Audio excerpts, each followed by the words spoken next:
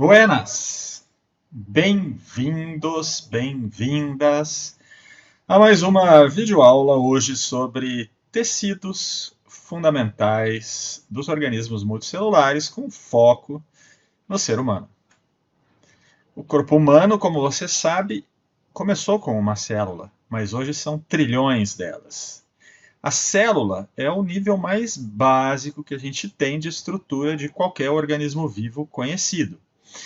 Nos organismos multicelulares, depois que a gente sobe na escala animal, por exemplo, depois das esponjas, dos espongiários, o próximo nível de organização biológica é o nível dos tecidos. Os tecidos são conjuntos de células e matriz extracelular que desempenham funções semelhantes, que estão organizadas dessa maneira, didaticamente, porque têm características muito semelhantes. Existem fundamentalmente 4 tipos de tecidos. O tecido epitelial, que tem como principais funções o revestimento e processos de secreção. O tecido conjuntivo, que serve para preenchimento de espaços, mas também está relacionado com sustentação, transporte e defesa no organismo. O tecido nervoso, que serve para receber e conduzir estímulos nervosos. E o tecido muscular, que está correlacionado com as movimentações de um corpo e, como consequência, muitas vezes, o deslocamento desse corpo no espaço também. Mas movimentos dentro do corpo também são executados pelo tecido muscular. Todos os tecidos, numa maior ou menor quantidade, apresentam matriz extracelular. Porque a gente fala muito de célula, célula, célula. Mas e fora da célula o que existe? Num organismo multicelular, se não for uma cavidade, o que não for célula basicamente vai ser matriz extracelular. Então, todos os tecidos, de alguma maneira, apresentam matriz extracelular. E a composição dessa matriz extracelular varia bastante de acordo com o tipo de tecido que a gente estiver falando.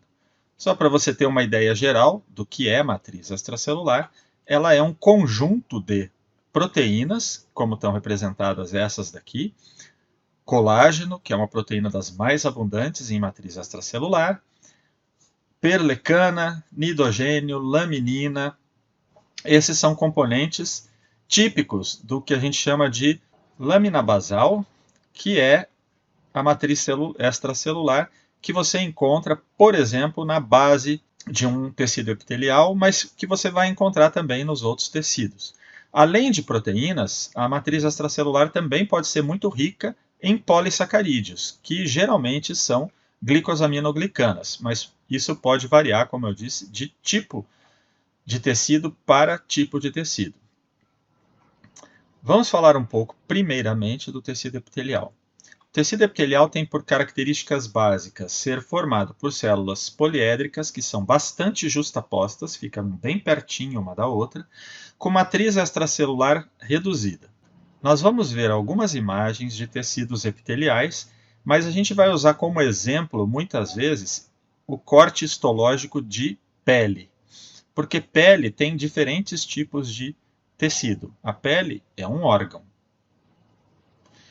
E aqui a gente observa o tecido epitelial da pele.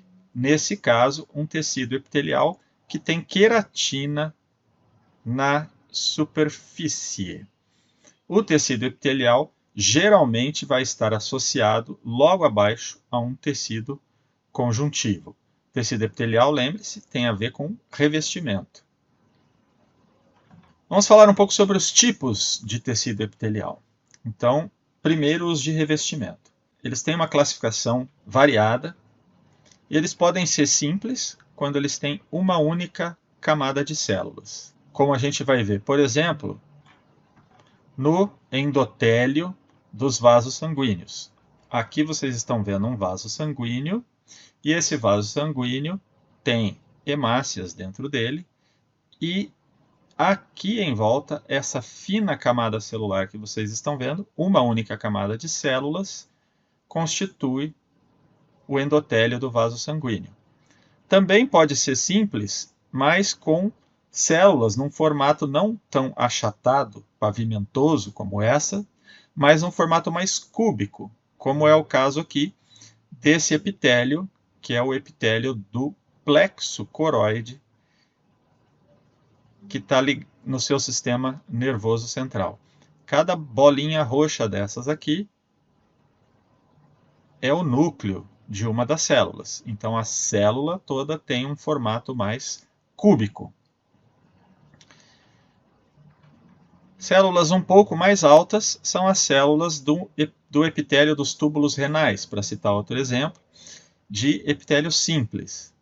Então, a gente tem aqui túbulos renais, e esses túbulos renais, de novo, cada bolinha roxa é o núcleo de uma célula, e os túbulos renais são um exemplo também de epitélio simples. Epitélios simples de uma única camada de células geralmente estão relacionados com trocas.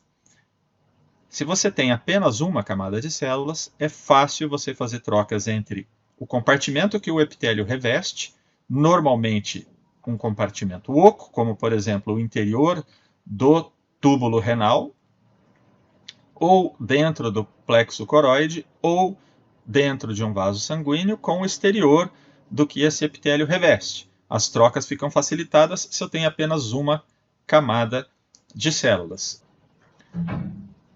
Nós temos também os epitélios estratificados, que têm mais de uma camada de células. Tem geralmente várias camadas de células. Um exemplo clássico é o epitélio do esôfago. Note que o epitélio, neste caso, ele começa aqui, a região basal dele é aqui, onde ele está em contato com o tecido conjuntivo que vem logo abaixo. E daqui para cima é tudo epitélio. É um tecido epitelial com várias camadas de células. Como as células são justapostas, às vezes é difícil de você perceber onde termina uma e onde começa a outra, mas cada célula tem seu próprio núcleo. Cada bola roxa dessas é o núcleo de uma célula.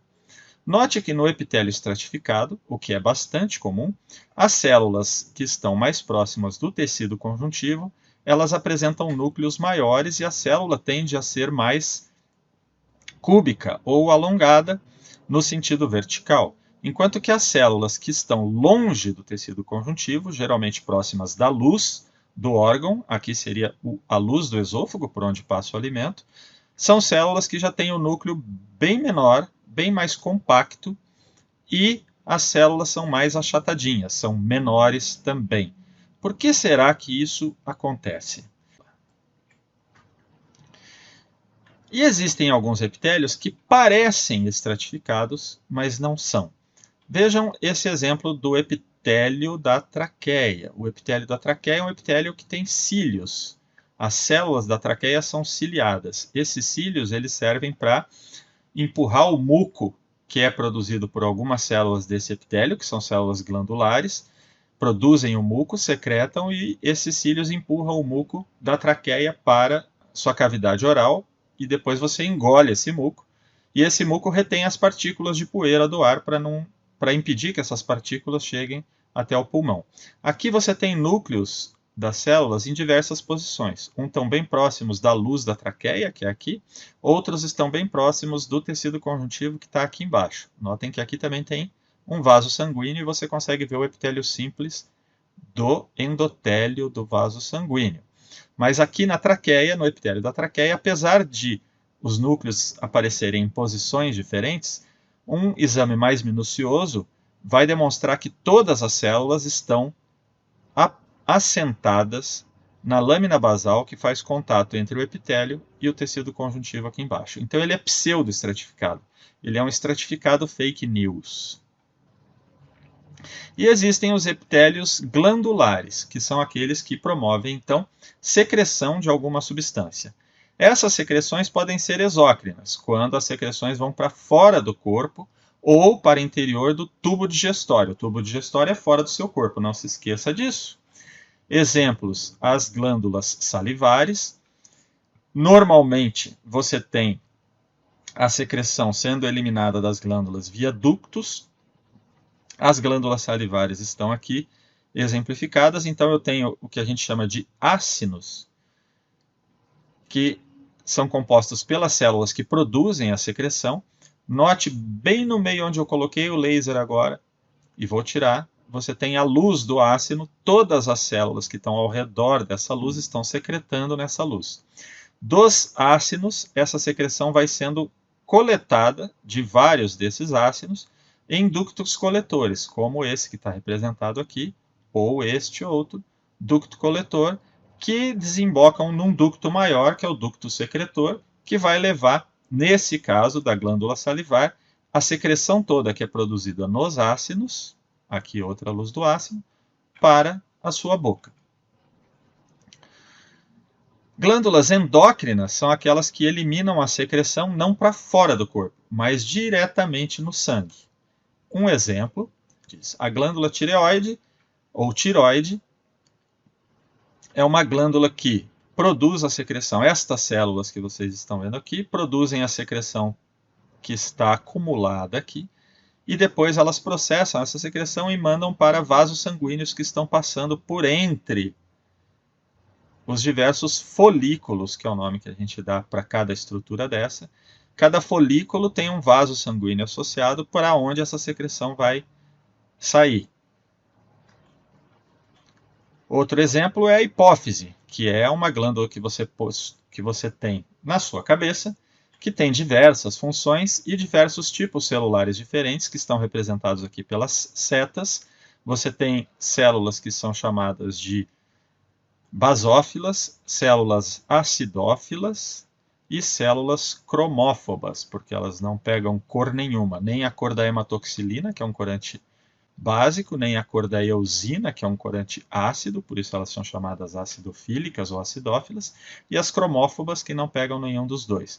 Mas o fato é que aqui também eu vou observar vasos sanguíneos, e nesses vasos sanguíneos é que são secretados os produtos que são produzidos por essas células. Então, são glândulas endócrinas. E algumas são mistas, são glândulas que eliminam tanto secreções para fora do corpo quanto para dentro do corpo. O exemplo clássico é o pâncreas. O pâncreas ele possui uma porção exócrina que é parecida um pouco com as glândulas salivares, em que nós temos ácidos, ductos coletores das secreções e a secreção vai para o seu intestino. E o pâncreas também possui regiões que são as chamadas ilhotas de Langerhans, que produzem hormônios como insulina e glucagon, que são secretados na corrente sanguínea e que vão, por exemplo, controlar os níveis de glicose no sangue. Os epitélios glandulares são epitélios em que as células produzem e secretam substâncias. Essas substâncias podem ser proteínas, mas também podem ser substâncias como polissacarídeos. O tecido conjuntivo ele se caracteriza principalmente pela abundância de matriz extracelular. Aqui a gente está vendo fibras colágenas coradas em azul e também outros tipos de colágenos corados mais escuros. E aqui a gente vê fibras elásticas.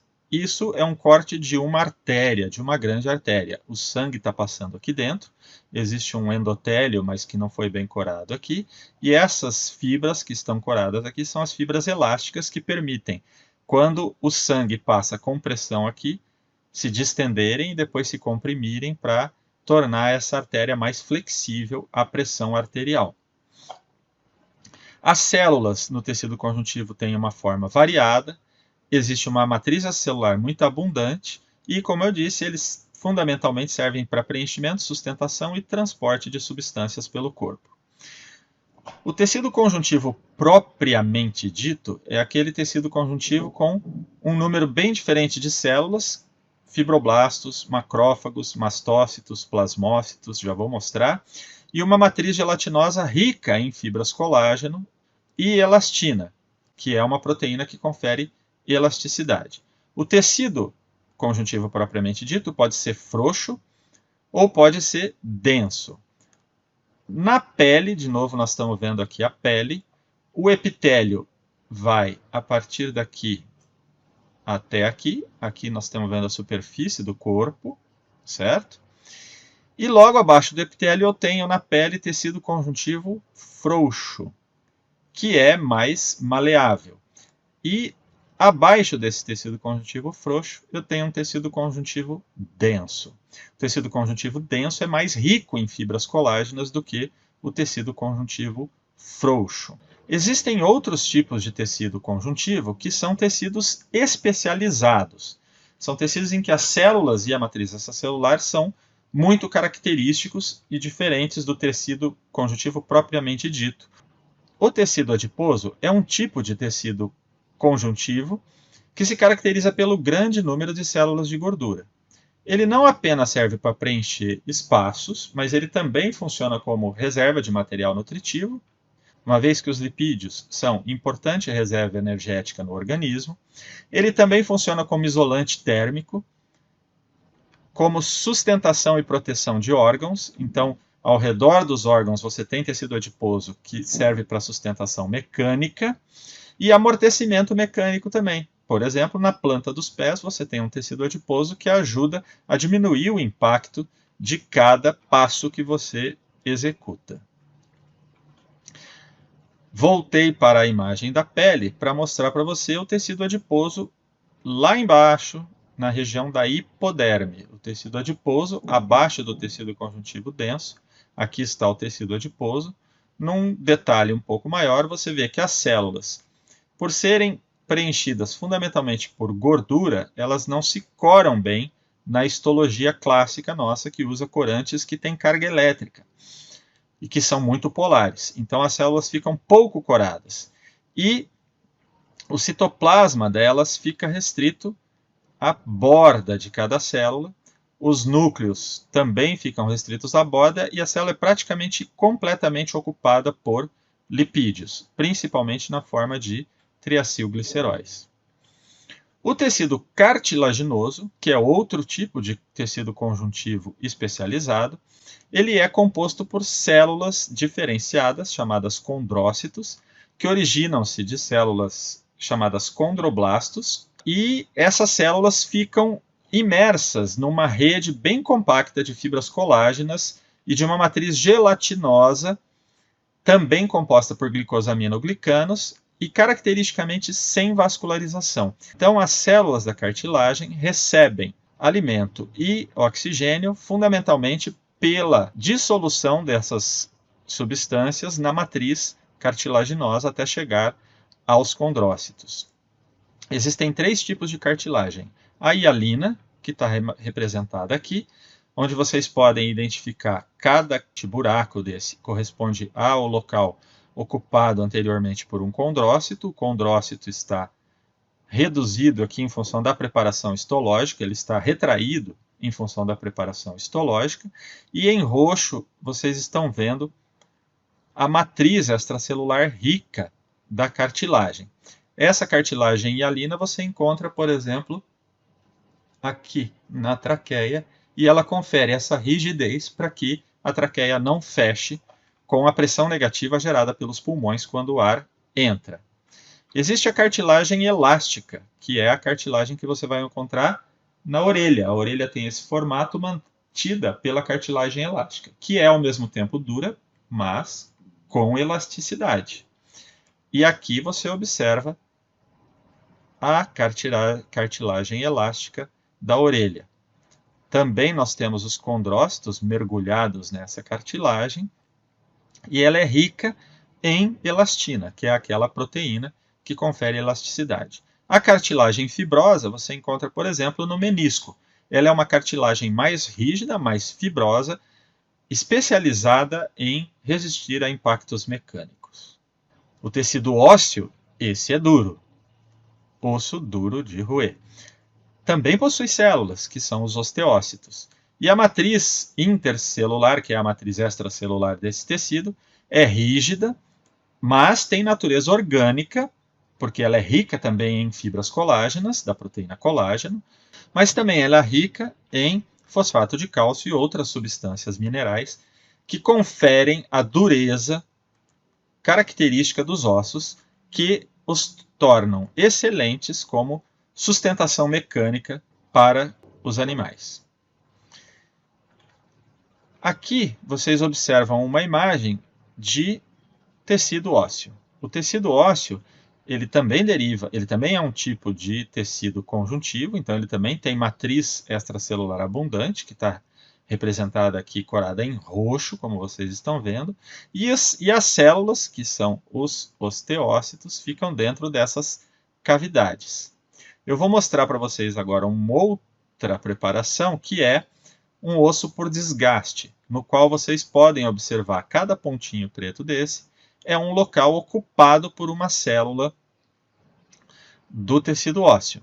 E esses canais que vocês veem aqui, e no centro de cada estrutura concêntrica dessas, são canais de Havers e Volkmann que fornecem nutrição para as células que estão aqui.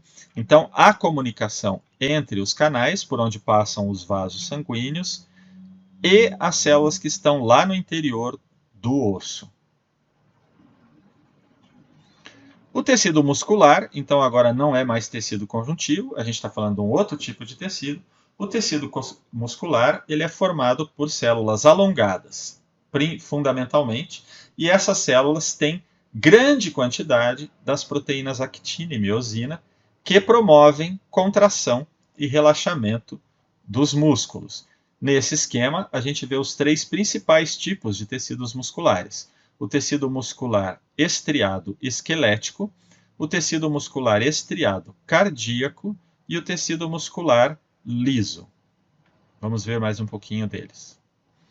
Então, os tipos de músculos são o liso, ou visceral. As células, nesse caso, são uninucleadas, sem estrias transversais.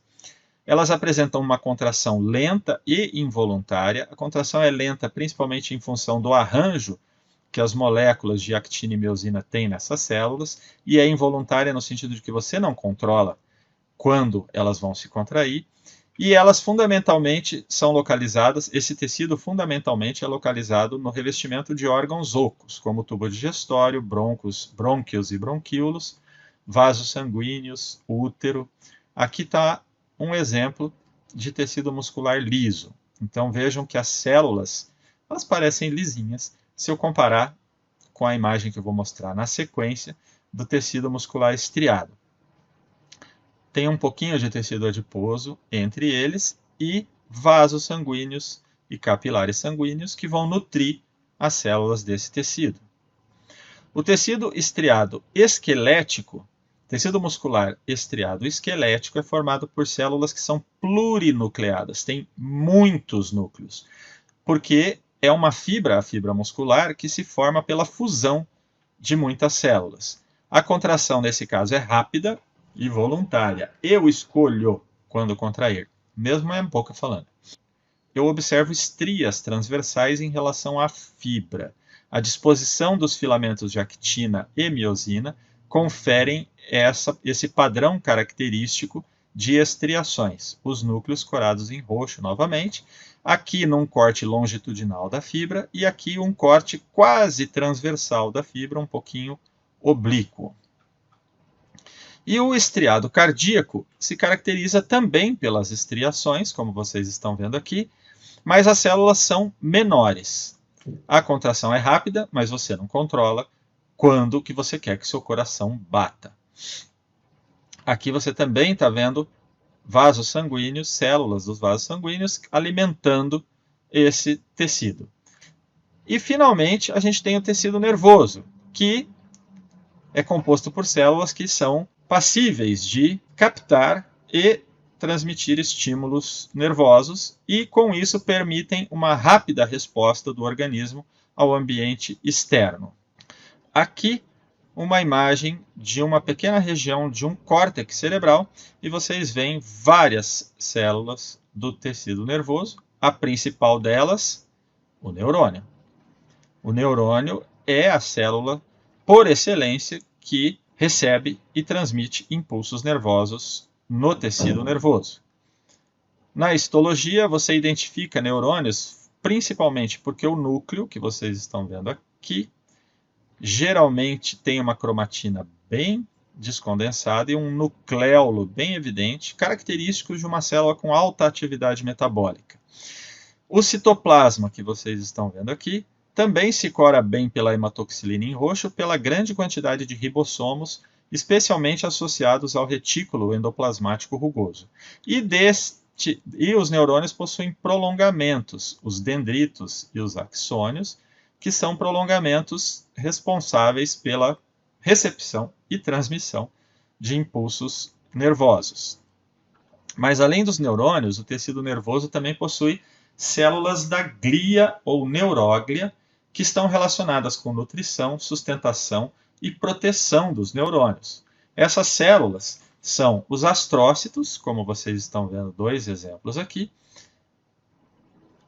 os oligodendrócitos, que são essas células nesse exemplo, nessa imagem corada com sais de prata, que identifica essas células da glia, e as células microgliais ou micróglia, que são parecidas com astrócitos, porém geralmente menores e com prolongamentos mais longos do que os dos astrócitos.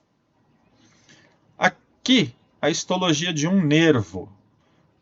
O nervo é composto por tecido nervoso, mas também tecido conjuntivo. E aqui vocês veem tecido adiposo. Então, o nervo é uma estrutura que não tem só tecido nervoso, como o osso não tem só tecido ósseo. Os tecidos se combinam para o próximo nível de organização biológica, que são os órgãos. Os órgãos, então, são agrupamentos de diferentes tecidos que desempenham uma determinada função no organismo. Por que a pele não é um tecido, mas é um órgão? Já respondi. Tem, por exemplo, o tecido conjuntivo da derme, tecido epitelial na epiderme. E outros exemplos. O estômago possui tecido epitelial, tecido muscular, tecido conjuntivo e tecido nervoso. Então, órgãos são combinações de tecidos. E os órgãos, por sua vez, se agrupam para formar os sistemas do corpo humano. Aqui a gente está vendo cada um dos sistemas do corpo humano, que são o próximo nível de organização biológica, que são um agrupamento de órgãos, que tem a ver com agrupamentos de tecidos. Nós vimos, então, vários níveis de organização biológica que estruturam os animais multicelulares, especialmente dos quinidários para cima. Pensar, pensar, pensar e resolver o que fazer. Que tal mais uma videoaula? Até lá!